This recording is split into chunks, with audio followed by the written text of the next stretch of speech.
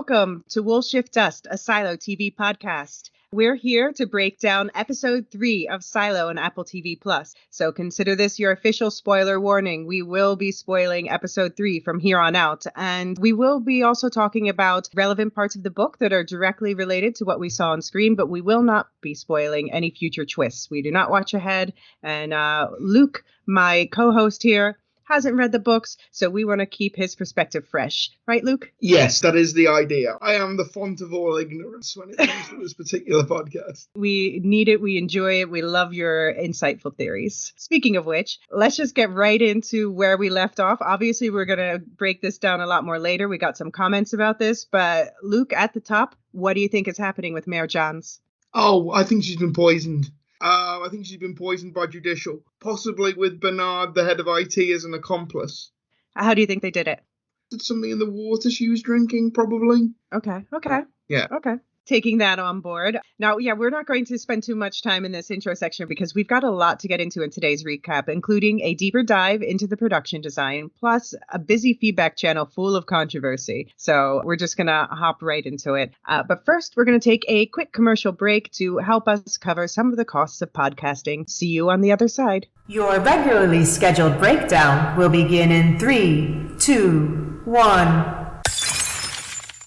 Okay. Let's get into episode 3. The episode, it's titled Machines, and it's again directed by Morton Tildum. This is the last one that he's doing in this initial block. Next week, we're going to have David Semmel as director, who's known for directing a whole bunch of different things like Buffy, House, American Horror Story, etc., etc. But that's next week. This week, Morton Tildum, and as the writer, we have Ingrid Escajeda, I'm thinking is pronounced. She's been a writer-producer on series like Justified and Sneaky Pete, so she's already proven herself to showrunner Graham Yost for sure. This episode, along with some pieces of the last episode, it's based on the second section of the novel Wool, meaning it was the second serialized short story that was once on its own, later collected together into this book, once Hugh Howey decided to pick it back up after the success of the Allison and Holston tale. This section, it's called Proper Gauge, and this entire story is told from Mayor John's perspective in the book. Last week, I talked about how the title Proper Gauge is related to John's knitting, so choosing the right knitting needle so that your knit is neither too tight nor too porous. But this episode, we see that title also refers to the title of this episode, Machines. Luke, how deep does your knowledge of machinery run? Not very deep. If you want anything technical, ask my brother. I am not the technical member of this family. Yeah, but I did really enjoy the episode. I think I put it in the Discord, that it really reminded me of the Chernobyl miniseries, which has got to be a good thing. Really like that series. I don't know whether it was conscious, but the music really reminded me of Chernobyl. It's that bleak sort of industrial music that was really well used. And also how tense was this episode as well. I saw some people comment on Twitter and on our Discord that they had to pause the episode and come back to it. I didn't have to pause it, but I can certainly see why somebody would. There was serious tension. Yeah, the generator scene definitely got the most feedback by far. So we're going to get into that toward the end of the episode. But there are a lot of varying opinions on how well that worked or didn't work. But yeah, as you said, a lot of people found it very exciting, very scary. Yeah, when it comes to that engineering stuff, I'm definitely no engineer myself. But luckily in this feedback, we do have some listeners who seem a little more mechanically minded. So we'll get into that. But first, we pick up at the top of the episode with Juliet, a.k.a. Rebecca Ferguson. She's where we left her, hanging from a rope over a vat of water inside a vast, cemented-up digging machine. She's gone there looking for the door her partner George was looking for and apparently found just before he died. But instead, she's just found a big vat of water, and it seems like our speculations from last episode were on the money. The scene does seem to indeed have been inserted here to show Juliet's fear of open water in action. So we see her, she's scared. She immediately climbs back up, reminding us what a physically strong woman we're dealing with here. And this is interspersed with a montage of her getting blotto and what looks to be moonshine. And she's cradling George's watch, remembering him and his dead body. And later we see her, like, she's really going through it rough. She's lashing out. She even punches her shadow at one point, her apprentice Cooper, who's played by Matt Gomez-Hidaka. Luke, what do you think of this whole sequence, this whole pattern of behavior with Julia we see at the top of the episode? Yeah, I mean, I think it's been implied in the previous episode 2, that Juliet might have a self-destructive streak. She certainly does here. Like you say, her way of coping with stress is not what you'd call particularly healthy. Multiple characters pick up very quickly that she's been drinking heavily and that she, vomited all over the place. There's almost a running gag with Juliet's smell through the first sort of 20 minutes of the episode. Right. I did like the line, "You're not a drinker." Well, not a good one anyway. Yeah, she had some good one-liners this episode. Yeah, that made me smile. I think you do find out quite a lot more about Juliet as a character, because she's not just another worker in Mechanical. She's like the deputy head of Mechanical. She is the shadow to the guy who is running Mechanical. So actually, this makes Holston's decision to nominate her as the next sheriff a little bit more explicable and a little bit more understandable, because it's not like Juliet is some nameless grunt down in Mechanical. We do find out that she holds, not just that she's good with machines, but she actually holds quite a responsible position within Mechanical as an organization within the silo. Right. Yeah, so one thing though that was different in this adaptation is that like the death of George is more recent. In the books it feels more like another scar on her heart, along with her mother and her brother and her estrangement from her father. But in the show it's much more raw. So I guess this explains her behavior a bit more here versus the pretty much more notably collected Juliet we meet for the first time in this section of the book. But there's one decision made this episode that I absolutely object to. Juliet, my Jules, would never punch her shadow. Other people, sure, but just no, not her shadow. That felt so out of character for me. But honestly, that's my only major complaint this episode. Did she not sort of punch Cooper for his own? I mean, it's not a good way of handling the situation. But yeah. Did she not do it for his own good? No, you're right. He was doing something he wasn't supposed to do. And I do imagine like Mechanical is the kind of place where discipline gets fairly physical. It sort of reminds me of. I don't think Knox is punching Juliet. That's true. Although I think when Knox is chewing Juliet out, I think he's sorely tempted to punch her. To be honest, yeah, sure. Honest, that is one seriously exasperated man. Yeah. But yeah, I mean, I defer to your knowledge of the books. It's okay. But it's okay. Like, it felt out of character. And by the end of the episode, she's absolutely, when we see her dealing with the generator, that's when we see her at peak Juliet. And that was a great showcase for her character. We're going to talk about that more. But it was just at the beginning, just that moment where, like, I can understand her being raw, experimenting with drinking, whatever, being mourning her love. But that punch, I don't know. So did it take you out of the show at all for a little while? I mean, just for like a second, and then, okay.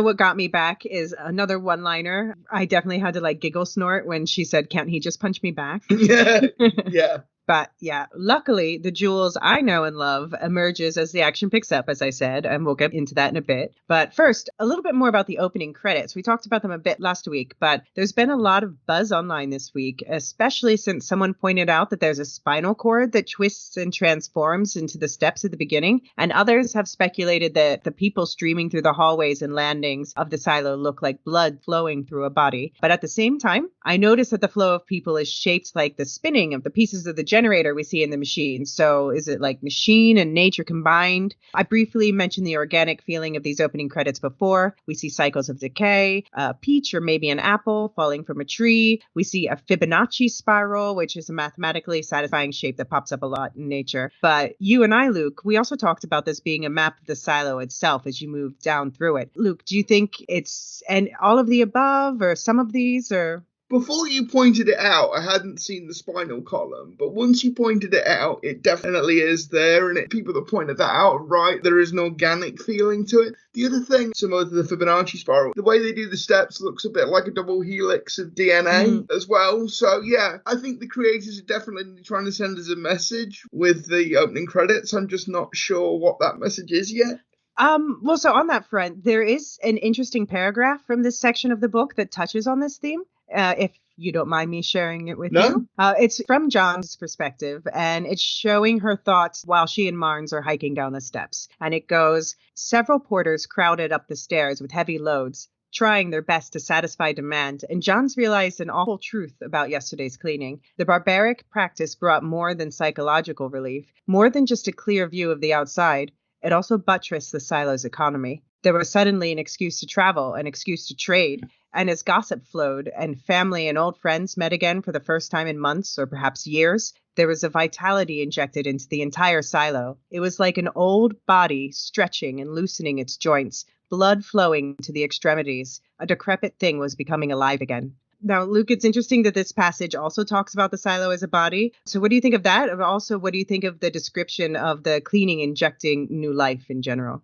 Well, I mean, it's interesting because, again, to get a bit politics nerdy, so Thomas Hobbes, John Locke, a lot of 17th and 18th century philosophers describe politics, describe society in terms of a human body and the different types of people making up different parts of the body. It's where we get the phrase body politic from. So it's not unusual in philosophical terms for people to describe a society in terms of the body and in terms of different parts of society having a relationship to one another, like organs in a body do. Yeah, okay. Good perspective. Okay, so we start the episode proper in the top section of the silo with Mare Johns, who's again played by Geraldine James, and she's waiting for Marnes, played by Will Patton, to join her for the trek down to Mechanical. Now, we see some looming figures look down on her from a higher landing. I'm assuming maybe the woman is Judge Meadows we hear talked about, or at least someone who works for her, noting that the mayor didn't stop by to see her, which actually isn't really necessary because Johns later makes it a point to pause in the landing, like right in front of Judicial, so the judge can see that she's not coming in. Yeah. Quick side note, by the way, the judge in the book is called Wilson, not Meadows, which obviously really doesn't matter, but I have to wonder if they chose the name Meadows to be ironic. Yeah, maybe. But I love the dynamic between Mayor Johns and Deputy Marnes. We spoke about this last week, but yeah, they just have this wonderful old married couple, and we find out more about that as the episode goes on. I was just about to bring that up. Anyway, Marnes and Johns are prepped for their long hike down, water canisters and all, and they joke about their age, and they have that yes, dear energy, as you described it last episode, Luke. And then they start to get like a little bit flirtier, too. Luke, at what point did you start to think there might be a romantic element to this relationship? Well, I have to say, back in the last episode, back in episode 2, I thought Marnes had the hots for Mayor Johns. Okay. But it wasn't until this episode that I thought that was requited. And I think Will Patton is one of those actors, a bit like William H. Macy is always like my example of this. The kind of actor that people must go up to in the streets and, sort of pat on the shoulder and go, "Are you all right?" We're thinking of in whatever they do, they always end up playing the guy that gets heartbroken. And he's just really good at it. That final scene, like the heartbreak Will Patton puts into that, is just right up there with Holston and Allison from last week. Yeah. And I think one of the things this show is doing absolutely brilliantly is writing characters. And I'm sure this comes from Hugh Howey, because they couldn't have done it this well if they didn't have the source material to work from. He was heavily involved in this adaptation too. He's one of the creators. Yeah. They are writing characters that you don't spend a lot of time with, but you get to know really well. And they're not just broad archetypes. They do a really good job of putting in the telling little character details, but you get to know them really quickly and really well. So when something bad happens to them, if something bad happens to them, you feel it. It has impact. It has weight. And like I said last week, doing that after you've spent 3 seasons with a character is one thing. Doing it after you've spent 20 minutes with a character, it's a whole different skill and much harder to do effectively. And the show is just breaking my heart all over the place. Well, okay, we're going to save the sadness for the end of the recap, but there's another moment of maybe romance we need to talk about too with some other people. Back down in Mechanical, between Jules's drunk fest and her punching out her shadow, we see her waking up rough to the gentle touch of a character played by Remy Milner. Now, for some reason, they don't seem to name this character in the episode, but I had a feeling that it was a character from the books called Shirley, and our friend Silo TV Fans was able to confirm that with someone from the show. So it is indeed Shirley. Book fans will know that name. And in the book, she's married, Shirley, but here, I don't know, Luke, are you catching a vibe between her and Jules? I'm catching a vibe on Shirley's behalf. I'm not catching that it's requited by Jules. I don't think Jules is in a place, in a headspace for a relationship with anybody right now. We've already heard Hugh Howey say that in his mind, the character of Juliet is bisexual. I just don't think Jules is in a headspace for a relationship with anybody right now. Maybe as the show goes on, as the series goes on, she might. But I just don't think Jules is in a place to want a relationship with anybody right now. Yeah, I mean, I think that indeed this was put in there because, Hugh Howey wants to acknowledge that he sees Jules as a bisexual character, but of course we've only seen her with George, a man. But of course, for Jules at this moment in time, it would only be a comfort. It wouldn't be a relationship. It would be a bed buddy, or even more likely, maybe it was something from the past before George. But yeah, that's a possibility because they're certainly friends. And yeah, Shirley is concerned because, I think most of Jules's co-workers pick up on the fact that she's not doing well, but it's Shirley that goes into her room, flat, whatever you want to call it, and wakes her up and makes sure she's okay as well. Also, it's a tiny little production detail, but the mechanical alarm clock. That is just a great shorthand for digital technology is a rare and important thing in the silo, and we don't have the resources to waste it on things like an alarm clock. I just think that's a really nice touch because this is a society that is much more mechanical than it is digital. Even though they have computers, the computing power they've got, they need to run the silo. right. So Alison had a home computer, but she worked in IT. The average person... Well, I feel like in this show, it seems like maybe more characters have computers because we're going to talk about the radio in a little bit, but didn't also Walker have a computer in her workshop? But she built that. Yeah, she true. Built that herself. So true. I think true. she sort of built it from scraps and odds and ends, to be honest. Yeah. I'm very curious in this show how many people have computers because, it does seem to be a thing where, as we saw, like we talked about when Allison called out sick that day, she didn't use a computer to do that, even though she has a computer at home and the office has computers.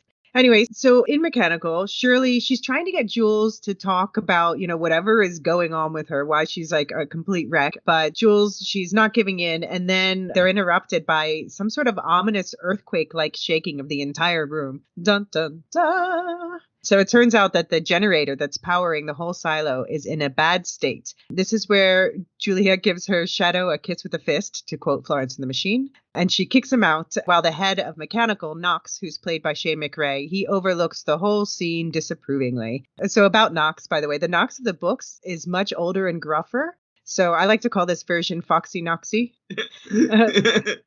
Luke, what's your overall impression of this character? I think that the impression is Knox is the guy in charge of Mechanical. Everybody knows that. Everybody defers to him.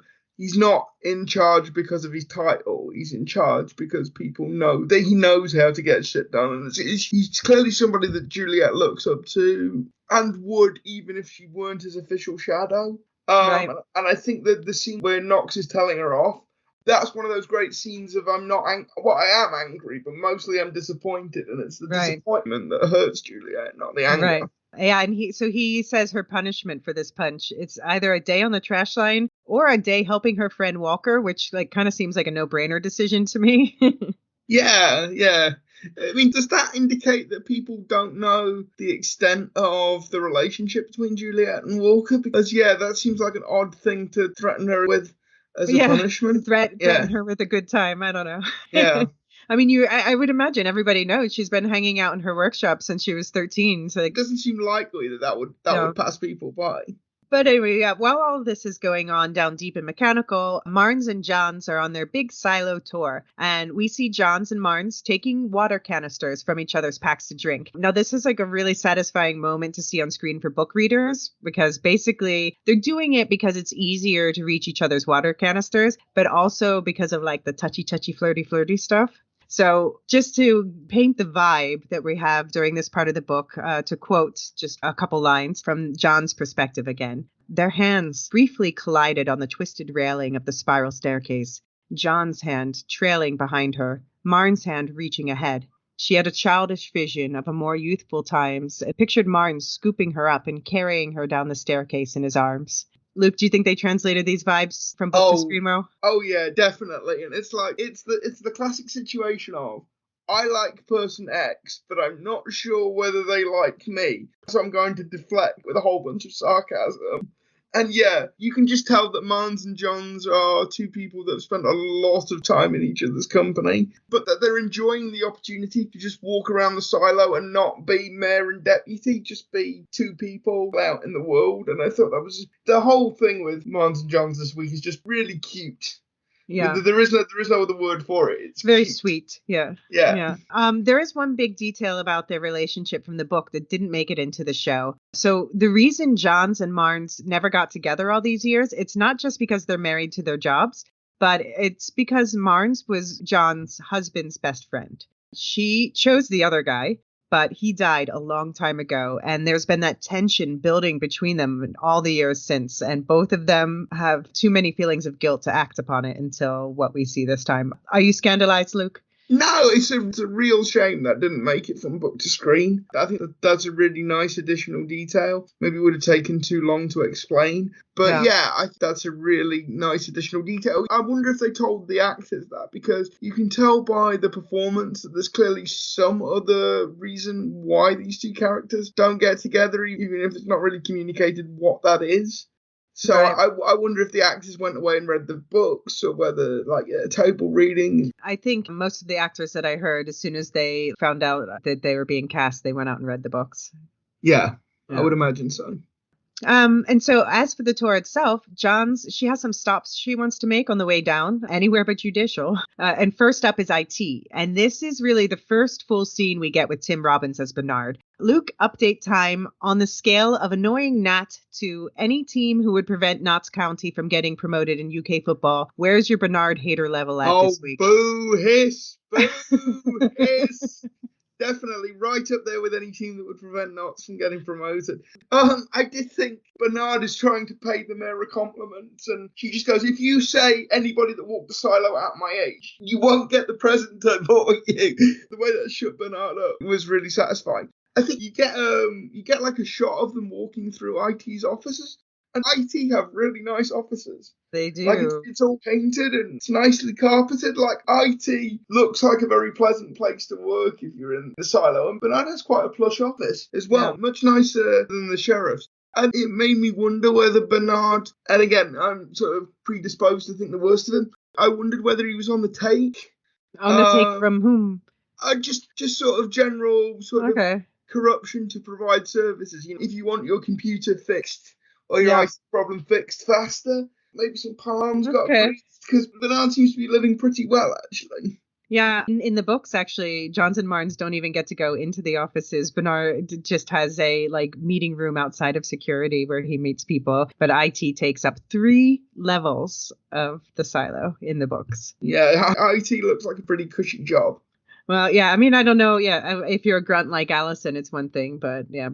Bernard seems to have a lot of sway. So, but I did think he comes off as much more affable to me here than we saw him last time. More like a reasonable guy at first, at least. He comes off as somebody trying to be affable. Well, yeah, I was going to say it makes it even more obvious just how much he was talking down to Allison in episode 1. Yeah, it does. But I love Hugh Howey's description of Bernard in this scene in the books where Johns first walks in and greets him. It's Bernard was all teeth, the front one's crooked. And I feel like that tells you everything about him. Nothing against crooked teeth. We've all been there, but you know that Howey's giving that word a deeper meaning.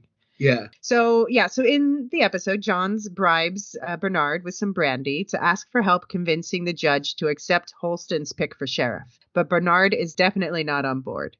He also, like the judge, wants Paul Billings, who is the judge's oft spoken of, but as yet not yet seen, shadow. Bernard, he has a grudge against Juliet, it turns out. It seems he says that she stole some tape from IT. Heat tape, he says, that they used to prevent the all-important computer servers from overheating. Luke, what do you make of this petty theft accusation? Well, I mean, yeah. Marnes basically says, we in the sheriff's office don't have, there was no complaint. She wasn't charged with anything. But Bernard seems pretty convinced that it was Juliet that stole this tape. What I found really interesting about the scene is Bernard talking about running the numbers on people. He's run the numbers on Paul Billings, and the numbers say he would make a good sheriff.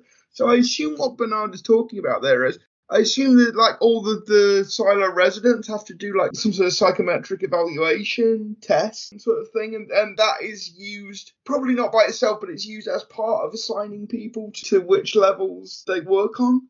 I mean, there is a big measure of choice in what you do, as we see with Juliet, who, we'll get to that in a minute. But definitely we know they're being closely watched and closely monitored in everything they do. And it would make sense that would also include, yes, psychometric and psychological evaluations. Yeah. We heard them talk about, they all know the signs for if somebody is experiencing depression and maybe suicidal. That's something that's just widely propagated through their society. Yeah, so I imagined it working in my head canon was that this would be quite a feature of like school and whatever the equivalent of college is in the silo, that people would be sort of given quite regular testing through childhood and adolescence. And then it did make me think it's all a little bit Brave New World. We talked about the similarity last week with Soylent Green, and this scene really made me think of Aldous Huxley and Brave New World. This is one of my favorite books you're talking about, classic from the 30s. Can you be a little more specific? Where do you see the similarities? Just the silo creating an environment that keeps people docile, that keeps people from asking too many questions, that through this breeding program that we think is going on, through the tests that Bernard is obliquely referring to here, are they trying to basically do a sort of Pavlovian promotion of certain behaviours and punishment for other behaviours? It sounded like Johns and Bernard were very sort of comfortable in knowing what these tests were, but Johns didn't really want to talk about it. And I wondered whether it was one of the more sort of sinister aspects of the silo. Okay. So in the episode, what we do see is that Bernard, again, trying to pressure Mayor Johns about billing. And I'm pretty sure myself that in both the book and the show, the moment Bernard tries to pressure Johns into doing what he wants is the moment she digs in her heels, and she goes from considering Juliet because someone she loves picked her to getting all aboard the Juliet sheriff train. Because how dare you, Bernard? Yeah, well, it's like if IT and Judicial want this Billings person so badly, why?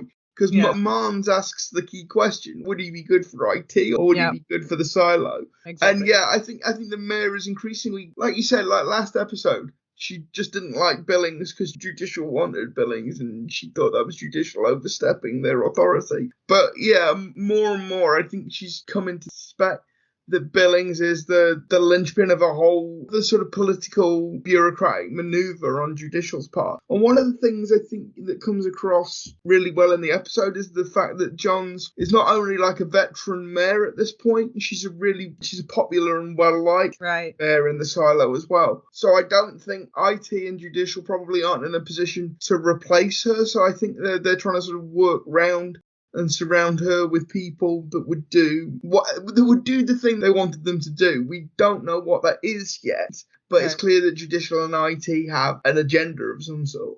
Yeah, and speaking of, you were talking about the psychometric data collection. They do talk about a different type of data collection in this scene in the book. They discuss the data collected during the cleaning. So basically, IT attaches devices to the suits to measure the air quality outside. And when Johns asks about this in the book, Bernard reluctantly rattles off a few numbers about this before brushing her off. Luke, does that surprise you at all? No, it doesn't. And I think it makes sense to cut that from the show because I think we're building up to some revelation about the outside world. So I think it makes sense. But no, it'd be perfectly logical for IT to do that because the cleanings are the only way the people in the silo know anything about the outside world. Actually, I'm surprised that in addition to the cleaning, they don't make the people who go outside like plant little air monitors and stuff as well. Oh, yeah.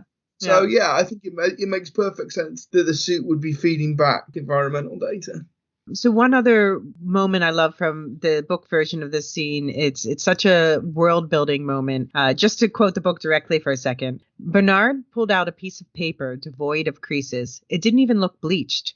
Johns wondered where IT got such things while her office was held together with cornstarch paste. And at the end of the scene, when Johns is leaving, she says, "I'll take your suggestion into account," Johns said as she took the crisp contract from the table and conspicuously folded it in half, pinching the crease with her fingernails as she slid them down its length. She stuck the piece of paper in one of her folders while Bernard watched, horrified. Luke, what does this paper talk tell you about this world and this relationship? One thing it tells me is, again, IT are not short of resources, and I find it both interesting but very consistent with what we've seen on screen, that IT have more resources than the mayor's office, the office they're nominally subordinated to. I think Tim Robbins is playing Bernard quite close to how he's portrayed in the book. Like you say, we don't see that scene on screen, but I can absolutely imagine Tim Robbins' Bernard having that reaction. So, but just also the scarcity of paper is something that stands out to me there. Because of course you wouldn't have trees, so it would. Yeah, and how IT has access to supplies that even the mayor's office has trouble getting access. Yeah, I definitely wonder whether IT has been playing the black market. It just seems clearly they have important skills, and I wouldn't be surprised at all if Bernard hasn't been making a little on the side. Okay, so on the way to their next stop, there's a group of people waiting to adore Mayor Johns, as you kind of mentioned. So this is reminding us that she framed this trip as a political tour. So basically, she's worried about the unrest following the sheriff being sent to clean or volunteering to clean. And she hopes this tour might ease some nerves. In the books, everywhere Johns goes, people recognize her and treat her accordingly, but we don't get this like meet and greet like we see here. As we discussed in the previous episodes, the stairs and the landings are too narrow for this kind of thing. Now, for me, this scene was honestly a little bit cheesy, but I don't mind it. My best guess is that they included it so that Johns could say some things out loud instead of in her head, like how long it's been since she took this trip. What do you think? What did you think of this scene, Luke? Yeah, I really like this scene. Yeah, okay. It is a little bit cheesy, but then all politicians walkabouts are a little bit cheesy. That's True. Kind of, they got the tone they were going for. And the actress playing Johns, I don't know whether she did this deliberately or whether this is just something that happened in my head. But when she's talking to the crowd, she goes all Ronald Reagan. Like in her, what do you mean? In her intonation and the way she delivers. And I'm not leaving until I've seen the babies. And it's just, there's something about the way she delivers it that is very Reagan-esque. And I don't know whether that was a conscious thing or whether it's just something I'm reading into it. But yeah, I thought this was really effective at getting across that Johns is not just an effective mayor, but she's well-liked. And she knows her business as a politician. She knows how to press flesh. And she knows how to make people feel good about themselves. She knows how to make people feel good about her. She knows how to make people feel good about the silo. Yeah. Because she gives this little speech of, it's all about you, the community. It's very politician on a walkabout. So yeah, I agree with you. It is cheesy, but that was entirely the tone they were going for. Yeah. And as you say, she's not going to leave without seeing some babies. So yeah, it's baby time. Or should I say, it is Jorah Mormont time. Yeah, Ian Glenn himself. Yeah, so we finally see Ian Glenn, who is, of course, playing Dr. Nichols, an obstetrician in the silo. And Luke, I never pointed it out, but did you notice before that this character and Juliet Nichols share the same last name? Were you surprised? No, I expected that they would be related.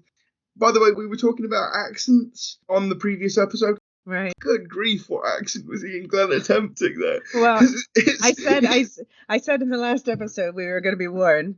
Yeah, sipping my lips. Sorry, what accent are you attempting? Unlike with Juliet, it did take me out the scene. Okay. A little bit. It sounded so unlike Ian Glenn, and he sounded so uncomfortable. Hopefully Morton Tilden or somebody else would just sort of tap Ian Glenn on the shoulder and go, I know we said to try an American accent, but maybe just speak your regular voice. I don't know. I think that would be a lot weirder because people would suddenly be like, whoa, why is there somebody who doesn't have the same accent? I mean, I don't know if they had a dialect coach. Maybe that's what they needed. I know that Rebecca Ferguson talked about having a movement coach that helped her like capture, the way that Juliet hunches a bit and is, moves. I called it like a more masculine energy. Than the typical Rebecca Ferguson character. But I don't know. Maybe they needed the same for accents. Not sure if they had it.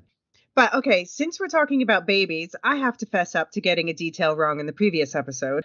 Luke, you asked me what would happen if someone got pregnant when it wasn't their turn. And I said it wasn't covered in the books, but Silo TV fans reminded me that they actually do address this. They mentioned this in the second book. So I went back and took a look. And so this is not a spoiler, just some world building details. So basically, if a woman's implant fails and she gets pregnant, she's supposed to report it and get an abortion. Now, if she carries the pregnancy to term secretly, then the baby gets to live, but the mother is sent out to clean. Oh, Okay, interesting. Yeah. Interesting. I mean, I guess not surprising. I was picturing maybe a kinder version, but then, yeah, that's right. As soon as they told me, I looked it up and I'm like, yeah. Okay, right. That actually makes total sense for the society. Yeah, it does. It does. And I mean, it's very harsh, but they live in a harsh society, in a harsh world. And yeah, you can see why in that situation people would think that was justified. Right. Okay, but Johns isn't here to talk about that. She's here to talk about Juliet, the woman who was born the daughter of a doctor in the mids, but after her mother and brother's death, she took off to mechanical at age 13, and she and her father haven't been in touch in 20 years. Or at least in the book, they say it's been 20 years. Here he just says it's been a while.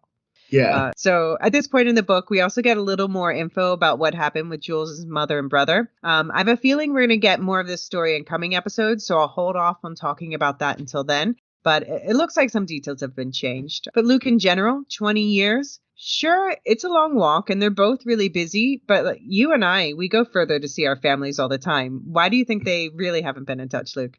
Well, in fairness, yes, we do. But neither of us walk there, so it is a little bit further, though, too. It is a little bit further. I don't know if I can walk from Amsterdam to Philadelphia. No, I don't know if I can walk from St Andrews to Nottingham.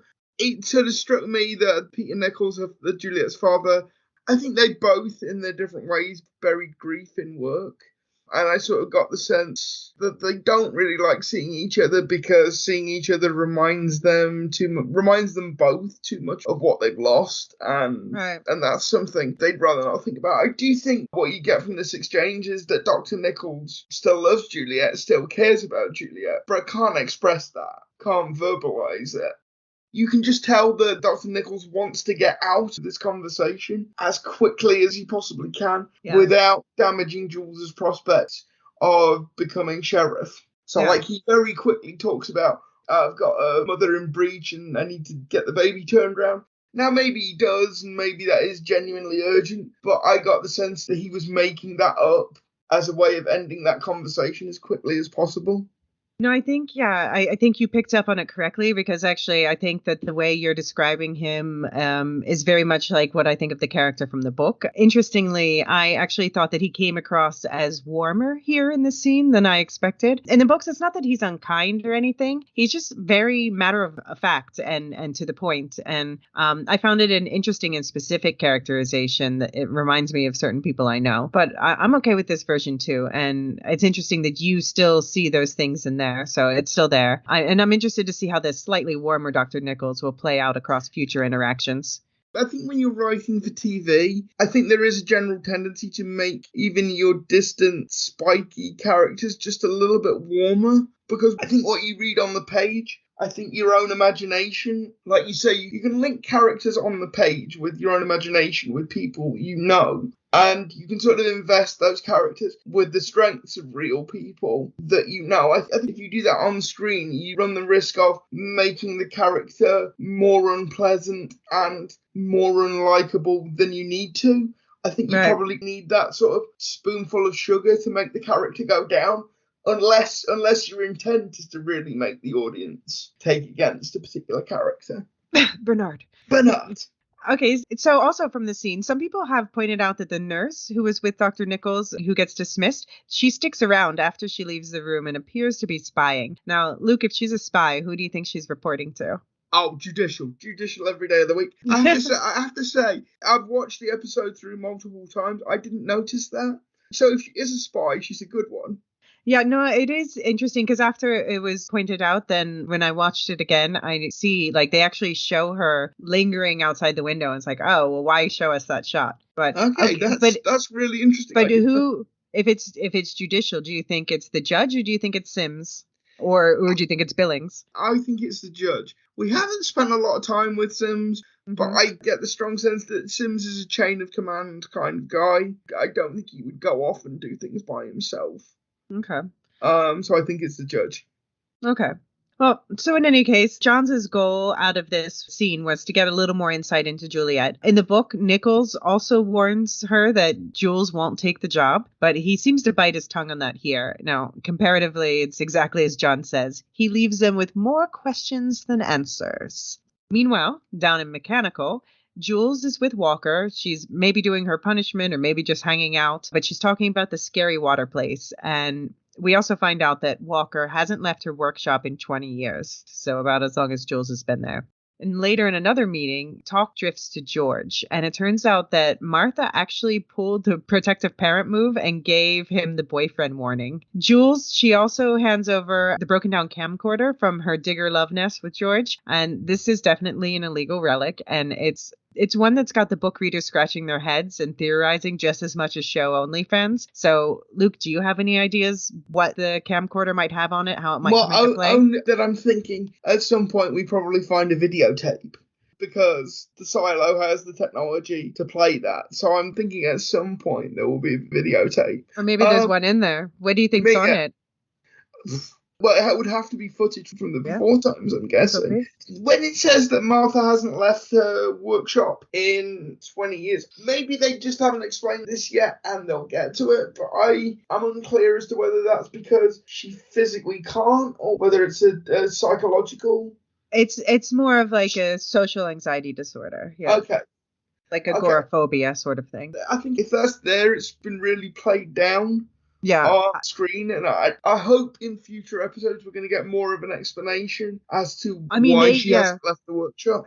They're definitely teasing more of a backstory for this character than we got in the book. So there's definitely going to be more coming because they keep dropping hints about her life before. So I'm looking forward to that as well. And I don't really have much of a better idea than you do on this one.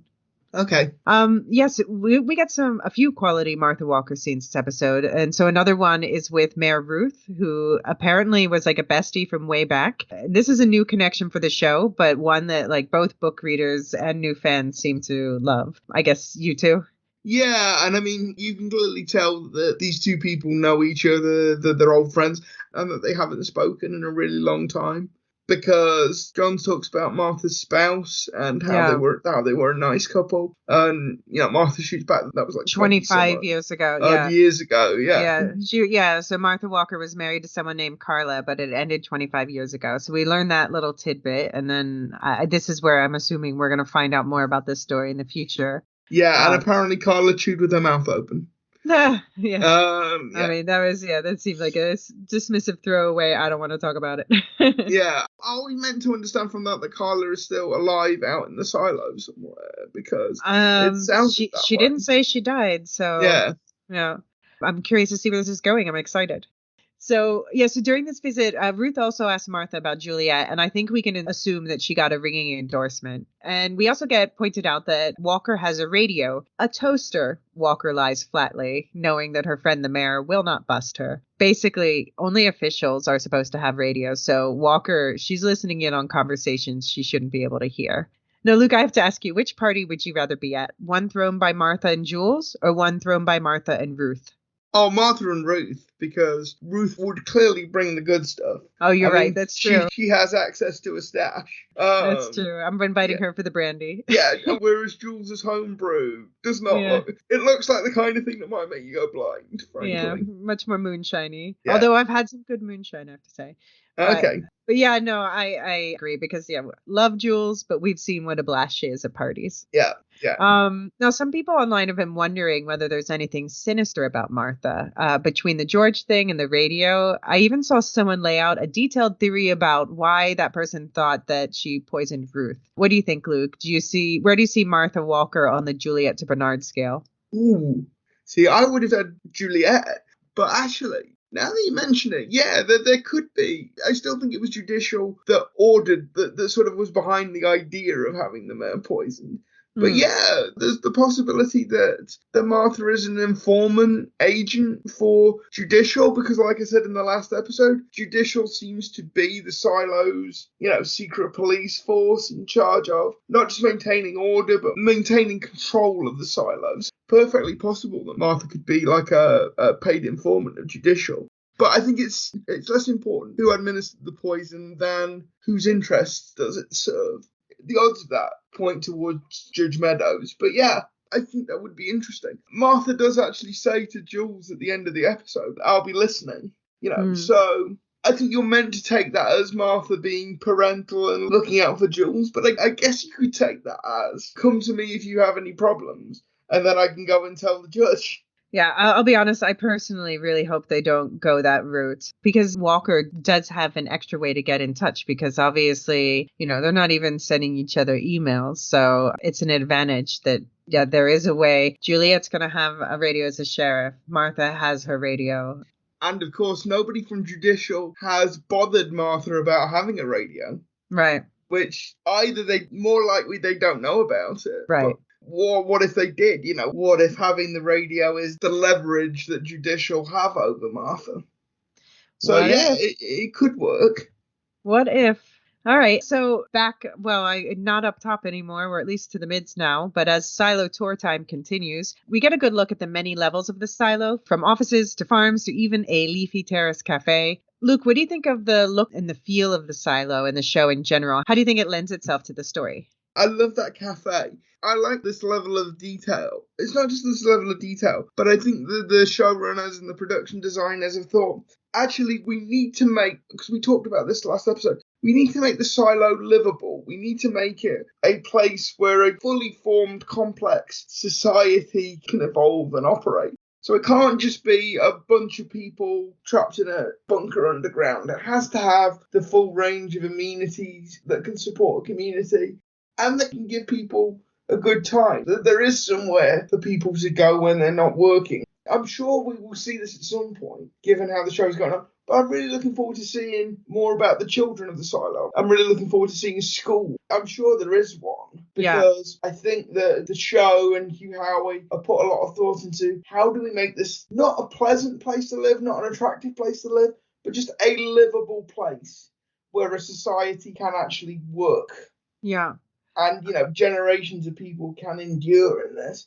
And I think they do a really good job of showing, just in these brief moments, that this is a complex, fully formed ecosystem, both in the physical sense and in the social sense as well. And that cafe looked like a really nice place to hang out for a while. I really wanted to go and get coffee there.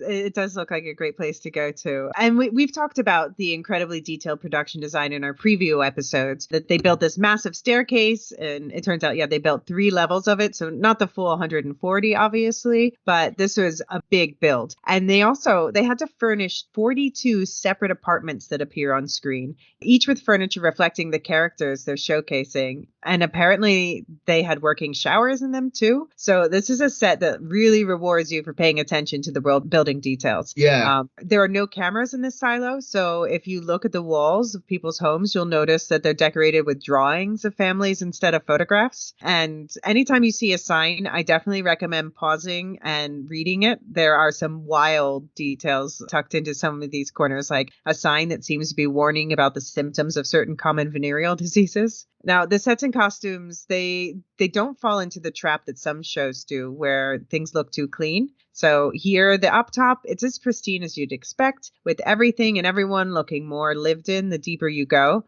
And I appreciate the color scheme a lot. It's not just gray. And in the books, I picture just a lot of gray. But here, they're using some moody mauves and some dark khaki greens to add life to the visual palette without being garish or letting us forget that we're dealing with this dystopia. Yeah, I really like particularly the people in mechanical. My dad was a farmer. My brother is a mechanical engineer. And one of the details I really like is you don't see it up close, although maybe you will in future episodes, but they get their hands right. People that do hard physical jobs, it's not that their hands are dirty, but you get really badly cracked skin. So you get like bits of dirt and oil that go under the skin. And so your hands look kind of cracked and dirty even when they're clean, if you've been doing that job for a long time. I think they do a really good job of making mechanical look hard and dirty and grimy without fetishizing it. Right. That's a good word. Yeah, without making them look overly beefy, shall we put it right. Even Foxy Noxy. Even Foxy Noxy, yeah. Yost, the showrunner, he says they always wanted more time and money, of course, but he gives Apple a lot of credit for backing them so much. And Luke, in reference to some of the conversations we had before about the levels within the silos and whether or not the setting should feel claustrophobic, Graham Yost had this interview with Polygon where he said, the alleyways where people live, would it just be smooth walls? No, they'd want parts to punch out and to be recessed and have separate levels within a level because they wouldn't want people to go insane immediately. You need some variation in the form, so it's not just all smooth lines. And so that ended up becoming more of an attractive looking design, yet it's also a little claustrophobic. Well, that works because we want that sense of claustrophobia at times. So in a certain way, form did follow function. And I think the fact that each family, that each individual does seem to have their own little piece of private space is interesting. You could easily imagine a situation where it's all sort of dormitory living.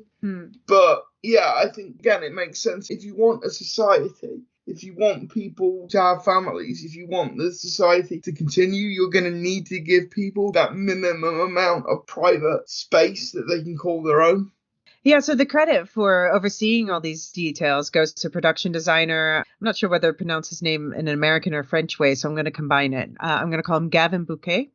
And he's done a lot of work on big blockbuster movies, most notably Star Wars episodes 1 and 3, but also Gulliver's Travels, Stardust, the Dark Crystal revival series, etc., etc. Though, of course, for Silo, he had lots of help from people like we talked previously about Pippa Broadhurst, the head of graphic design, who was responsible for, amongst other things, for making the text in the pack so that there's an actual in-universe, that mantra we hear over and over. But, by the way, there's a funny little visual detail about the set design here that was pointed out by a cinematographer who's not working on this project, but has an eye for these things. His name's Carl with a K, Poyser, at Carl_Poyser on Twitter.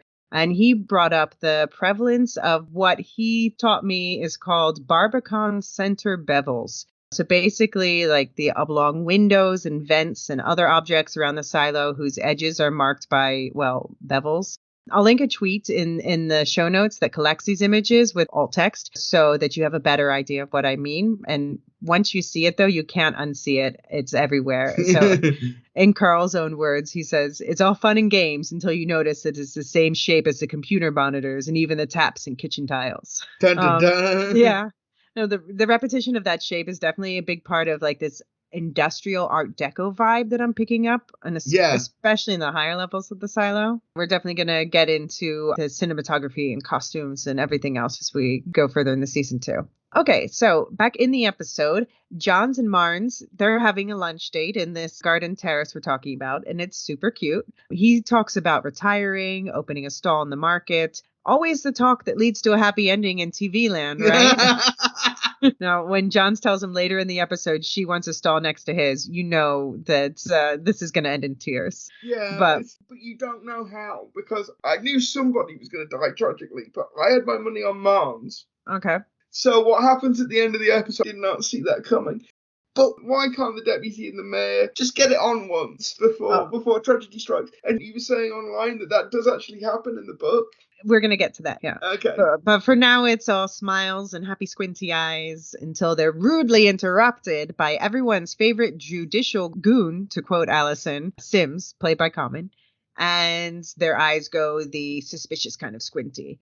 Now, of course, Sims is here to put more pressure on Johns to appoint Paul Billings as sheriff, which obviously goes over gangbusters. He does bring strawberries. So. He does. He hands over a strawberry tart, and Johns and Marnes, they casually refuse. And then Sims plucks a strawberry off the tart and takes a bite. Luke, what do you think? Is this the classic, is my food poisoned? No, it's not dance? Yeah, I was thinking possibly that, but the thing that made me chuckle in this scene is Marnes clearly wants to eat that. Like, the mayor is having none of it, but I think Marnes is actually quite looking forward to that. Yeah, I don't know. And Will Patton just does a little face. I think the conversation between the mayor and Sims is really interesting, because Sims is, like you say, Sims is clearly trying to intimidate her, and the mayor's having none of it.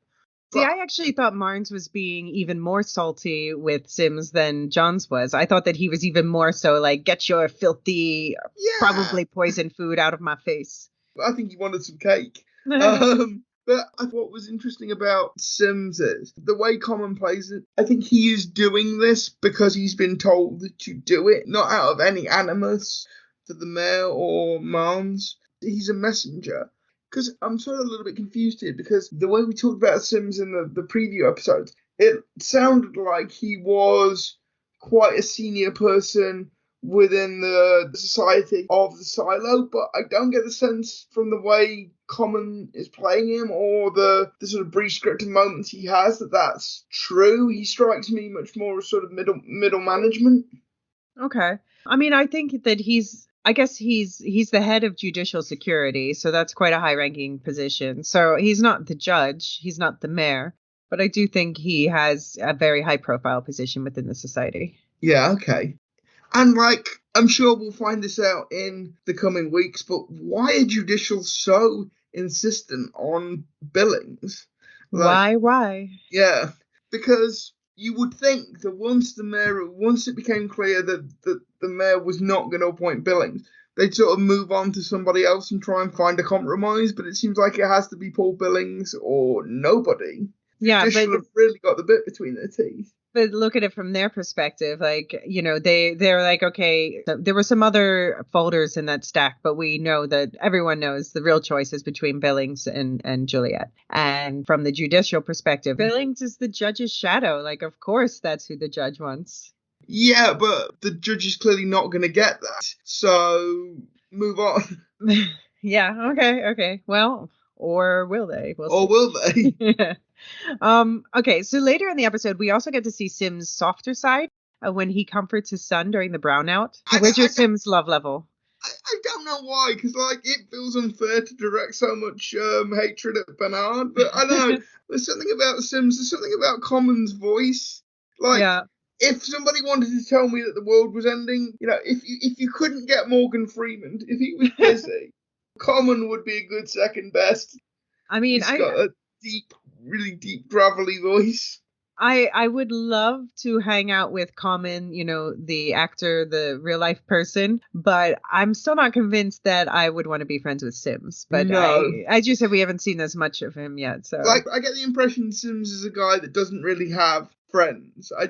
Sims doesn't do friends. Well, he has his family, so that's that humanizes him. I think he's kind of a mirror image of Holston, in that I sort of sense the same commitment to a role, to a job. They both think of it not just as a job or as a career, but as a purpose, as a vocation. I get the sense that whatever he believes in, Sims, we don't really know what that is, but Sims is a true believer in whatever Judicial's plan is. Okay. You know, so you think it's a true believer, not like just a job or any other type of situation? No, and that's why I said I think he's very much a chain of command guy. The idea of doing something that isn't sanctioned by the judge wouldn't occur to him, because I think whatever Judicial's plan is, Sims has bought into that plan. Okay, so then we get to the action climax of the episode, the generator repair. Now, I have a couple things to say about this now, and then we're going to get into this more in the feedback with all those contrasting opinions I mentioned. Now, Luke, I know that you found it exciting, and yeah, I definitely too. I've got to say, I was watching it because I'm staying with my parents at the moment, and so I was watching it on quite a small TV, and I did have to watch it several times to sort of make sure that I got what was happening to whom, where, when, and in what order. I don't think, like, if you're a casual fan, it's not like the Battle of Winterfell in Season 8 of Game of Thrones, where it becomes really distracting, trying to keep track of who is where and doing what to who. I did just have to watch it a couple of times to make sure I understood what was going on. That's fair. Yeah, I mean, I have to say, the details kind of blurred together for me over the general fixing of the generator. But there were two major differences compared to the book. The first major difference is that the generator itself in the show, it runs on steam. Like, it sounds like some sort of geyser situation. They describe steam coming up out of the earth. So there's some geothermal activity there. But in the book version, it's powered by petroleum. So again, another fuel source from the earth. I do know why they've changed this. I spoke with a geologist friend this weekend, and let's just say that this change was made to respect the science. But to explain any further than that right now risks drifting into major spoiler territory. So we're going to have to pick this up again at a later time, just noting the difference. Okay. Book readers, if you want to know more, just think about what you learn in Shift. And if that doesn't do it, then reach out to me on Twitter or Lorehounds Discord. So the other major difference is, in both cases, there's a shutdown. But the difference is in the book, the shutdown lasts for like a week. And John's, she sells it as a quote unquote power holiday. That's her branding. And yeah, Johns and Marnes are actually trekking back up through the silo during the time that this is happening. Now, in the show, they condense that to 8 hours. I completely understand why you would make that change for a TV adaptation. And also, yeah, this whole section of the book, like I mentioned, it's told from Johns' perspective. So we don't actually see the actual repair in the book. Instead, we get the political intrigue around who gets to use the more limited power generated by the backup. Actually, that would have been cool to see. I mean, in the book, so who do you think hogs the most of the backup generator power during the power holiday? Do you think it's the hydroponic farms? It's probably either the hydroponic farms or it's most likely IT, to be honest. Yeah, you're right. Juliet, she wants it to be food production, but nope, Bernard and his precious servers. So that's the question. What could they be protecting? Do you have any ideas, Luke?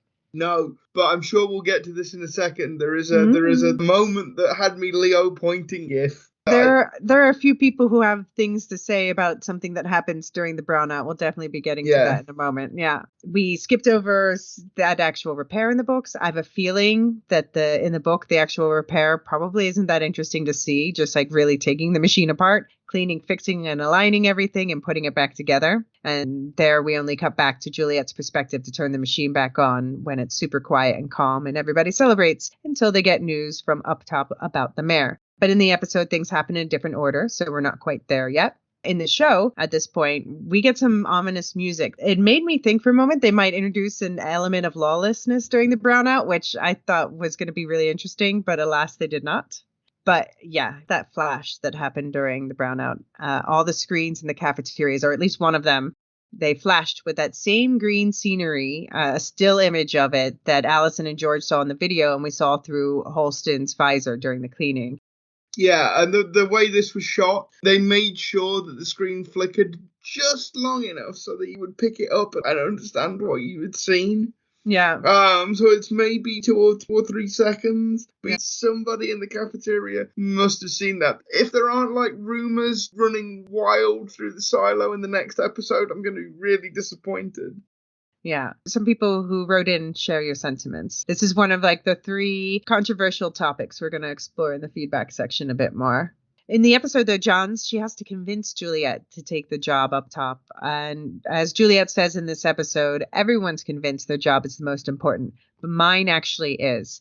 Do you agree, Luke? Who do you think has the most important job in the silo? Yeah, I mean, I would say it's toss-up between Juliet, Bernard, and whoever runs the farms, because those are sort of the 3 essential services. Yeah. Power, food, and tech that keep the silo running. And I think, Marnes and the mayor have a really short but really interesting conversation about what would happen if the power, completely failed. And it's not a big conversation from a plot point of view, but it gets across really succinctly just how precarious the entire balance of the silo is, and that if the generator does fail, if the farm can't produce food, if IT fails, as far as the people in the silo know, they are the last of humanity. And Mon sort of basically says it's good to be reminded of that from time to time, just so that people enjoy the time that they've got. But I think he did a really good job, like Holston did last week, of explaining that actually the silo is this really fragile ecosystem that could collapse really quickly and completely if any sort of one point of it failed. Yeah. So book show, both cases, Johns barters his power holiday, as she calls it, for Juliet to agree to becoming sheriff. But in the book, the way the mayor finally convinces Jules is by convincing her that joining the power structure from within is the best way for her to make the change she wants to see. But in the show, the thing that does the trick is handing over Holston's badge, which he left with instructions that he wanted given to Juliet whether she took the job or not. Turns out on the back of the badge, he scratched out a message to her, truth. And that, good folks, is the sign that Holston promised her. Speculation ended. Luke, are you satisfied with the conclusion to that mini mystery? Yeah, I am. And I'm going to be fascinated to see how Juliet gets on as sheriff, because she's clearly taking the role to find out whatever Holston found out and to solve the mystery that George and Alice were working on as well. But she is going to actually have to be sheriff as well. Yeah. And, we've already seen how she deals with issues with Cooper. Right. Is she going to go around smacking people upside the head Yeah. all over the silos? Obviously, the focus is going to be on solving the mystery, but I'm going to be really interested to see how she gets on day to day as sheriff. I think that could be quite interesting. No, good point. Oh, by the way, yeah, so we also have another character wandering around we've spoken about before. Down Deep Deputy Hank, aka, and I'm going to see if I can get the name right this time, Billy Postlethwaite? Postlethwaite. Postlethwaite. Okay, Billy Postlethwaite. And he's the first one who notices a message on the badge. And Luke, I looked it up and you were right. He is the son of Pete Postlethwaite. And I did immediately recognize Pete Postlethwaite's face the moment I saw it. He's indeed that guy in everything. He's just one of those guys. I was trying to think after the podcast, what would you see him? Yeah, he's Cillian Murphy's father in Inception. That was the last. Okay. That was the last role he played before he passed away. Actually. Oh, I didn't realize he passed away. Oh, okay. Yeah. But yeah, so this is his son. But of course, this is not the end of our recap because we still haven't discussed that kiss. Now, while the officer down in Mechanical, she offers a cot and holding and a bed in her office to Johns and Marnes. And that's a nod to the many sleeping arrangements that the two had. When they took this trip in the book, they stayed overnight, one night on the way down and 3 nights on the way back up, because it takes a lot longer to climb. And they kept being put in separate rooms the whole time, but secretly, like we saw from John's perspective, it was clear secretly they wanted to be together and they were hanging out in the same room, then separating. Now, new to the series, though, a nice touch I love is that drawing that Marnes made of her. Luke, did your heart grow 3 sizes when you saw that like mine did? It did. And I like that you pointed out, because I hadn't noticed that there is no photography in the silo. Right. Because why would there be? But I think that gives that drawing like even more poignancy, because drawing is the medium through which people remember other people. So I hope Marnes gets to open a shop. I want to see Marnes happy, doing his pictures in his shop in the market. That's how I want the series to end right now. Yeah, I'm sure this is exactly that kind of series. Yeah, I'm sure. I've already got the vibe. I've already seen enough to know I'm going to be disappointed. But I mean, yeah. Hopefully there's a happy ending eventually. Yeah. For at least some people. Yeah, so in the episode, we saw Johns and Marnes walk out on the landing together. They discussed the dead, although not specifically John's husband like in the book, but they do confess their love. And then they share a kiss. Now, things are looking great for this December couple on their way back up through the silo. There's all those promises of retirement and all that, and discussion of wine and bedrooms. And then we find Johns on the floor of the bathroom choking on her own blood. I gotta say, the book perspective was kind of gentler in this case, because since we are seeing it from John's perspective, she's delirious and is not really sure what's going on. Marnes is yelling about blood in the background and she's feeling real forever sleepy. Now, seeing it from Marnes' perspective, my God, that was painful. Yeah, and the thing is, in the moment before where he's getting the bottle of wine and you think, one will be enough, shall I get... Like, Marnes is just so happy. He's beside himself happy, and like clearly this is something he's wanted to happen for a very long time, and he's just really enjoying the moment, and that makes it all the more heartbreaking when he breaks down the door and sees Mayor Johns on the floor. The way he delivers that sort of final line is just heartbreaking. The desperation in his voice for everything to be all right, and the knowledge that it isn't gonna be. Yeah, we're definitely going to get into this topic a little bit more in the feedback. People definitely have thoughts about what happened here. But for now, I just want to give a little gift to the Silazins of Twitter and beyond who wish that Johns could have gotten a little something before all this went down. That includes you, Luke. So to the empathetically thirsty amongst us, I give a scene not of sex, but of something a little hotter and deeper than what we got to see on screen, in my opinion. My last and longest book reading for this episode comes from the last night during their trek back up, when they stayed in a deputy station somewhere in the mids. She's got a fancily laid bed, and he's been put in a bunk in the holding cell, at first at least. Now, this scene isn't graphic or anything, but if you don't want to hear it for any reason, just press the 30-second skip button like 3 times. But if you're still here, buckle up for some understated mature love. Footsteps came to her, nearly invisible on the worn carpet. There were no words, just the creaking of old joints as they approached the bed, the lifting of expensive and fragrant sheets, and an understanding between 2 living ghosts. John's breath caught in her chest. Her hand groped for a wrist as it clutched her sheets. She slid over on the small convertible bed to make room and pulled him down beside her. Marnes wrapped his arms around her back, wiggled beneath until she was lying on his side, a leg draped over his, her hands on his neck. She felt his mustache brush against her cheek, heard his lips purse and peck the corner of hers. Johns held his cheeks and burrowed her face into his shoulder. She cried like a schoolchild, like a new shadow who felt lost and afraid in the wilderness of a strange and terrifying job. She cried with fear, but that soon drained away. It drained like the soreness in her back as his hands rubbed her there. It drained until the numbness found its place, and then, after what felt like a forever of shuddering sobs, with a sensation taking the place of that. Johns felt alive in her skin. She felt the tingle of flesh touching flesh, of just her forearm against his hard ribs, her hands on his shoulder, his hands on her hips. And then the tears were some joyous release, some mourning of the lost time, some welcome sadness of a moment long delayed and finally there, arms wrapped around it and holding tight. She fell asleep like that, exhausted from far more than the climb. Nothing more than a few trembling kisses, hands interlocking, a whispered word of tenderness and appreciation, and then the depths of sleep pulling her down, the weariness in her joints and bones succumbing to a slumber she didn't want but sorely needed. She slept with a man in her arms for the first time in decades, and woke to a bed familiarly empty, but a heart strangely full. Now, I hope all of your hearts are strangely full after this episode of television. There's still more to discuss, including the 3 most controversial topics. We'll be back with some listener insights and final thoughts after a quick commercial break. Now opening the listener feedback channel. So, welcome back. Who's ready for the feedback round? I am. Strap in. There's quite a bit.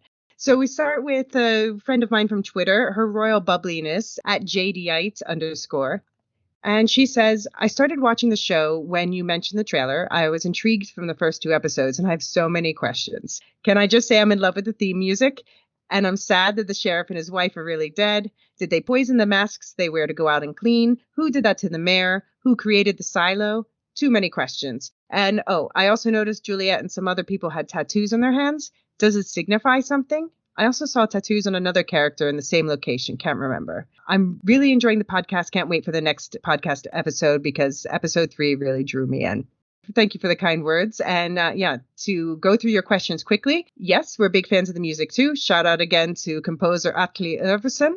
This season, we should get a significant part of the answer to why the cleanings are deadly. They actually dropped a clue related to that this episode that no one is talking about. But the first time reading the book, I didn't pick up on that clue either. And they made it even a little more hidden in this show version. Now, the question of what happened to the mayor might be resolved even sooner. You'll have to wait a bit longer for the full backstory of the silo, though. That's basically the plot of the second book in the series, Shift. So I'm guessing we'll see maybe at earliest parts of it next season, likely season 3. There's still a good number of mysteries to unravel first before you're ready for that story. About the tattoos. The tattoos, they're similar, but they don't match. We've really only seen mechanical characters with them so far. So this is something that Juliet will carry upstairs with her, marking her as mechanical for viewers and also for the people up there. But it also actually reminds me of a tattoo artist I follow on Instagram, Chaim Machlev. He's at dots2lines on Insta. So if you're enjoying that style of tattoos, you might enjoy his work too. Luke, do you have any thoughts about the tattoos? I'm glad somebody picked that up because I was wondering whether the tattoos had any deeper significance. My headcanon was in mechanical, you got the tattoos when you stopped being somebody's shadow. It was kind of the... in my headcanon, it's kind of a rite of passage graduation thing. I have no idea whether that's accurate, but that was where it went in my head. It seemed to be like the more senior members of of mechanical that had them. It's not something from the books, so it seems to be a production design thing. Like I said, I like the designs, and we've seen, we saw there's a tattoo artist in the market. I don't know if we'll find out more. I would be curious if we do. Okay. There's nothing on the show that suggested that. That was just a bit of headcanon. Yeah. No, fair. So, our queen of bubbliness here, she also wrote in with one more question just before we started recording. But it's a question that I think more people might be wondering about, so I wanted to include it. She asked, what's the significance of the symbol with people with arms and legs stretched out in a circle? You know what I mean? We see it's all around the silo, like in official places in the mayor's office and stuff. And it's the insignia of the silo. It's showing people standing in a silo shape, holding hands. So this is, signifying cooperation and community. But it also, someone on Reddit pointed out, it looks a lot like the 1967 International and Universal Exposition logo. So this exposition was commonly known as Expo 67, and it was one of the more popular of the world's fairs that was held. It was in Montreal, Canada. And this logo, it was designed by Montreal artist Julien Herbert. And the people in the logo, it's the ancient symbol of man. And the pictograms of man, they're linked to represent friendship. So the icon was repeated in a circular formation to represent friendship around the world. So obviously, it seems like the production designers took inspiration from that. So I have to think that the symbolism is meant to be similar. What do you think? So I was trying to think of something intelligent to add. I really don't have anything at this point. No, that's fine. Okay, so we have our next write-in is the dude is not in at zdudeness on Twitter, and he says, "Love that Twitter handle. By love that. That's a great Twitter handle. New member of the Silo community. Welcome to the Silo Squad." So he says, one of the most tense hours of television in recent memory. Everyone was at an 11. I really liked the sit down with Mare and Martha. To be honest, I was disappointed there wasn't more screen time there. The show has taught me that they are willing to revisit those scenes to give the viewer more context later, so I'm hoping for that. I'm a huge Justified fan, and Graham Yost does a great job with dialogue and character interaction in these quiet moments. Luke, do you think we might get more flashbacks of the Mare and Martha? I hope so. Because, like I was saying earlier, I think the story needs more of Martha. You need to know more about who she is, where she comes from, what her motivation is. And also, maybe not more of her and the mayor, but I'd really like to see how she and Juliet met. Right. And sort of where this parental relationship formed. Now, I'm not necessarily saying we're going to get that in the next few episodes, because I don't think we will. But I think this might be the kind of thing you get over coming seasons. I think we're going to get more of this story. I don't know if we'll see more of, since they teased us with this relationship between Martha and Ruth, I hope that we'll get a little bit more of how they know each other, at least a reaction from Martha about, the news of Ruth, what's happened to her. Yeah, and I can't imagine Martha would be the kind of person who would just let Ruth's death sit. If there's any suspicion that there was foul play, Martha will try and get to the bottom of it, because we already know she's not the kind of person who will believe the official version of anything. Yeah. Because she's got the radio, she's got, she's got all this sort of stuff that puts her outside the bounds of polite society within the silo. So yeah. I think she will most certainly use her relationship to Jules to dig into the mayor's death. I'm expecting to see that over the remainder of the season. Yeah. And I think we'll also get more information about her, her history in general, her history with Jules over the course of this season. That's what I'm expecting. But we'll see. Yeah. So from Discord, and again, the Lorehounds Discord has a Silo channel where you can come and talk to us about the episode and just talk to everyone else and other channels to talk about other popular shows going on right now. So Greg Saul says there on the Discord, episode 3 didn't quite do it for me, unfortunately. I really didn't expect anything bad to happen with the generator, except maybe to Cooper, so the tension wasn't there for me. If it did, and the silo was on permanent backup, that'd be interesting, but alas. It was cool to see Ruth interact with the various classes of people and get a better look at Mechanical. Ruth's death, ? Was quite surprising, though. I'm looking forward to Juliet's continuing story. Hopefully, episode 4 will sit better with me. Yes, so Luke, what did you think of Cooper in this episode, by the way? We haven't talked really much about him yet. You don't really see that much of him. You do get the sense that he's both intimidated by and kind of in awe of Juliet. He really wants to do a good job. He really admires Juliet. He's definitely a bit intimidated by her, but he's clearly not the only person in Mechanical that's true of. I did sort of wonder when Juliet took the sheriff's job. Presumably, Cooper is not going to be her replacement, because it doesn't. That's seem what I was like going to ask you.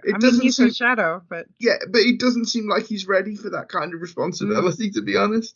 Yeah, I'm curious about that too. Cooper's not a character in the book. We don't see Juliet actively shadow someone.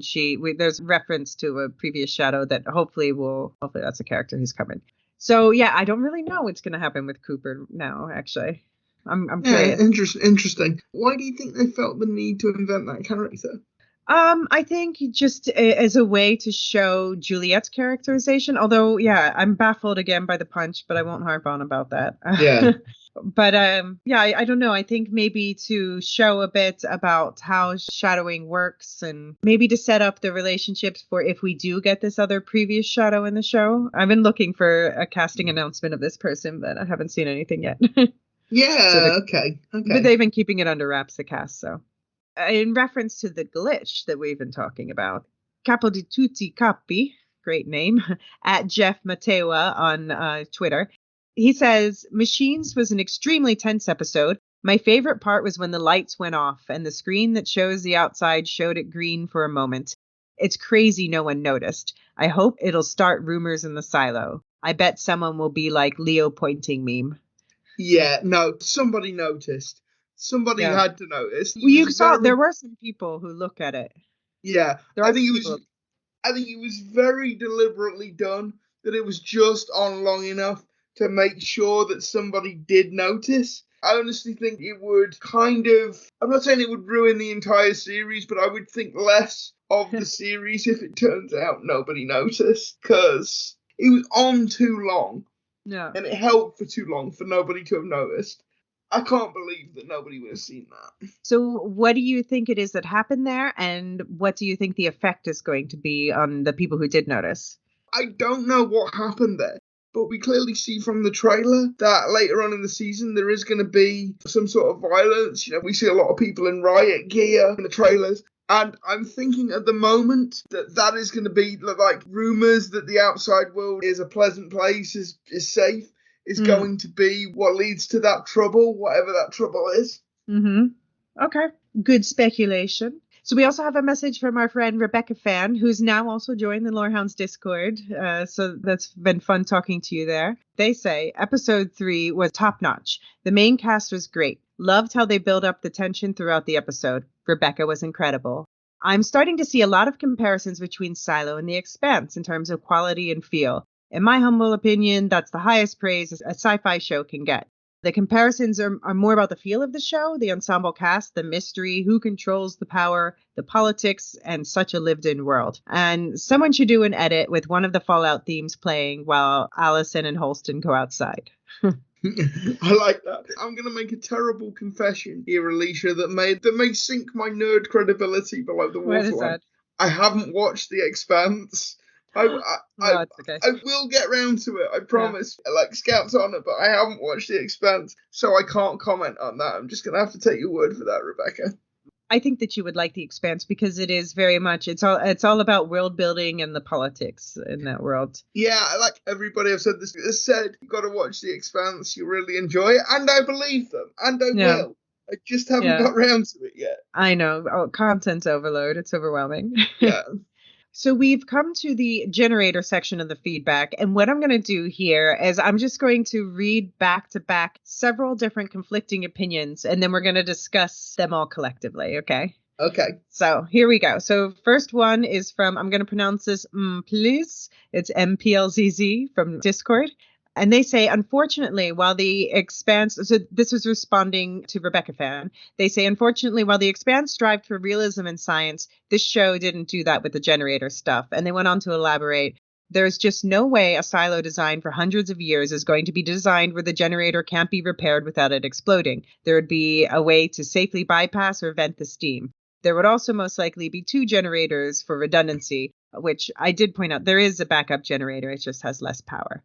Now they go on. It also makes no sense that the founders would not have spare parts, although if we give the show the benefit of the doubt, perhaps they ran out of spare parts at some point. The pressure was also instantly released when they started the generators, so why not start it for a few seconds every 30 minutes, as this wouldn't have to get up to speed to release the pressure. Juliet would have been burned alive by the steam if she sprayed a red-hot glowing door with water.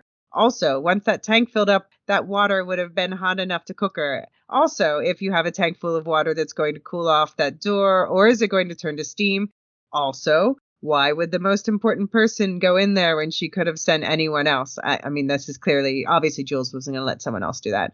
She could also have just filled the tank with water rather than going into it. That seems very valid. Others could have also commented how it is not realistic to straighten out a fan blade with angle grinders. I'm also curious where this free steam comes from when we know it tastes nuclear, geothermal, etc. to generate it, but it may have an explanation coming in the future. And yes, I can promise there will be an explanation for that in the future. Not anytime soon, though. Also, if steam has been running through the generator, then all that metal should be too hot to touch. And I'm also not sure why it works without the cover. Isn't the steam supposed to be going through those fan blades? So that's quite a list of mechanical questions. I don't necessarily have the answers to the ones that I didn't directly answer, but it's interesting to bring up. Now we go on. Yes, Steve DePirate91 on Reddit. He says that cafe screen flash is beautiful, a deviation from the book even, and says the suspense for the generator repair was a nice way to showcase Jules, which, yeah, indeed. White Paper Bag on Reddit added, completely agree that this is one of the circumstances where the visual adaptation of a book can supersede its source material with moments like that. Absolute chills at the glitch and silence that followed. Something that just had to be visually represented and pays off chillingly. This, in my opinion, is the best episode so far of the three, very closely surpassing episode 1. The tension was so present throughout the episode and actually had me constantly shifting in my seat. Everyone was all in for their performances, and as I suspected, they did it with complete satisfaction, developing Mayor Johns and Marnes. That final scene was absolutely haunting compared to how I ever imagined it while reading the book and would have expected to have it depicted. Apple TV is keeping it dark and real. So happy with this adaptation. Now, Davey Mack from Discord says, I liked episode 3 quite a bit. It was full of tension for me. And even though I knew that the generator and Juliet would be fine, I was worried about her shadow. That had me gritting my teeth. Silo TV fans at Silo17 Squad on Twitter weighs in. I didn't think I would find the whole repair as nerve-wracking as I did. I wasn't super invested in it when I read the book and was slightly worried that it would get boring, but I think I was about as stressed out as Knox. I did find Jules almost annoyingly out of character in the first half or so. I only started liking her again when they started the repair. That felt much more like her. I will also slap any writers who put Coop through any unnecessary shit. Okay, so we're going to pause here for a moment. A lot of varying opinions on this one, Luke. What do you make of it all? I mean, like you, I have nothing sensible to contribute to the technical piece about the generator. But if I can go off on a quick tangent here. Okay. One of the things that is really interesting in the book I'm writing at the moment on the Iraq War is how little the British and American governments knew about the state of infrastructure in Iraq in 2003, particularly power infrastructure. And it turned out that what the Iraqis had been doing as a result of sanctions in the 1990s is they'd been bodging together the generators in power stations by reverse engineering a load of American components so that they work with old Russian components, so that they work with old German components, so that they work with old French components. And when the American Army Corps of Engineers saw this, they had no idea how any of it worked or how any of it was supposed to work. And they literally had to go to Siemens, the German company, and Siemens had to pay a bunch of guys in their 70s, huge consultancy fees, to come back and explain the blueprints of these turbines that had been built in the 1960s that nobody knew how to operate anymore. So I think it's always dangerous to assume that the founders would have had perfect knowledge of what was going to go wrong, how things were going to work 140 years into the future. And it's also, I think, wrong to assume that the people in mechanical in the here and now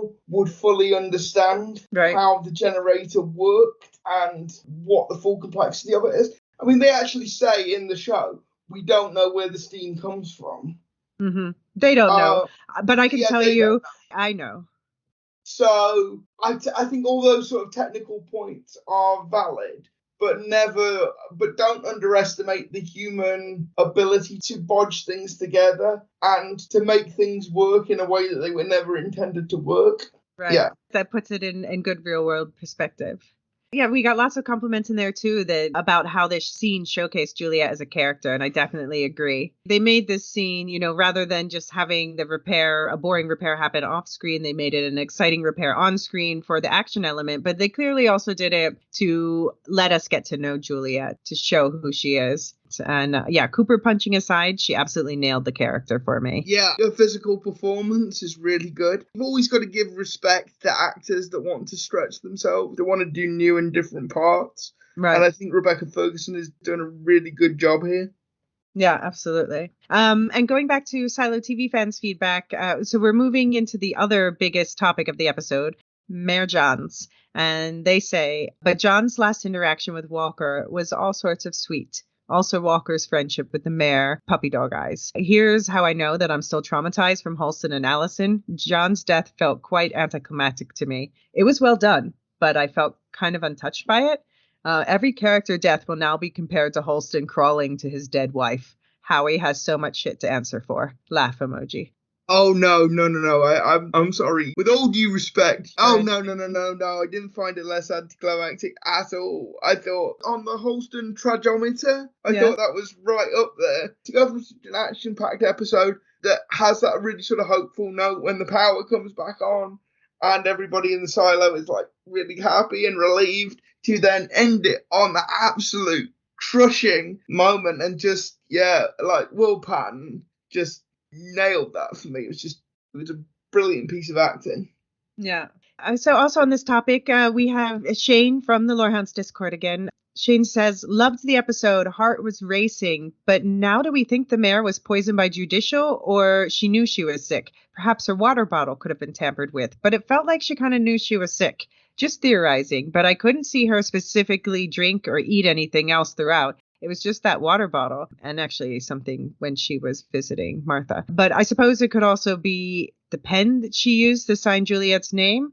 But also the way she was acting in that last scene in that room made it seem like she knew she was sick. Like going into the bathroom, not calling out for help, etc. But that could just be her pride. Just seemed odd not to be like, wait, I don't feel so good. Something's wrong to your confidant. Yeah, maybe I'm wrong, but I don't think she was sick. I think she was poisoned, and I'd be surprised if Judicial didn't have a hand in it somewhere along the line. I hadn't thought of it before, but yeah, I think the theory of Martha as a spy, as the person that poisoned her, I'm not saying I believe it, but there might be something to it. Yeah, I reject this idea. You're not having that. You're not having that. No. Martha's perfect. She's an angel. All right. So we have my friend Brett, Rant Almore at rant_Almore on Twitter. He says, I didn't expect that in a way. I figured we'd be heading into the story more in Juliet's point of view. However, I didn't expect the tone to shift so much from mystery box to more character driven. Again, something feels weird about the screens and the consistency of that image. And all the visuals and editing of the generator scene were very cool and intense, but it did feel like kind of a non-plot point. So I'd be curious if it comes up later. R.I.P. the mayor. That was brutal. She's a great actress, but too kind for this world. Yeah, agreed. Agreed, Brett. And that's it. That's it for the listener feedback channel.